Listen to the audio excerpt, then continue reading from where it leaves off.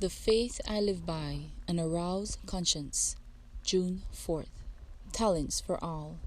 Awake to righteousness and sin not, for some have not the knowledge of God. I speak this to your shame. 1 Corinthians 15:34. A decided advancement in spirituality, piety, charity, and activity has been made in the church. Discourses were preached on the sin of robbing God in tithes and offerings.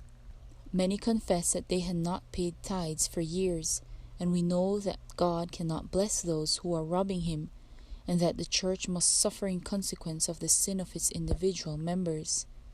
One brother said that for 2 years he had not paid his tithes, and he was in despair. But as he confessed his sin, he began to gather hope. "What shall I do?" he asked. I said, "Give your note to the treasurer of the church. That will be businesslike." He thought that was rather a strange request, but he sat down and began to write. "For value received, I promise to pay." He looked up as if to say, "Is that the proper form in which to write out a note to the Lord?" "Yes," he continued, "for value received. Have I not been receiving the blessings of God day after day?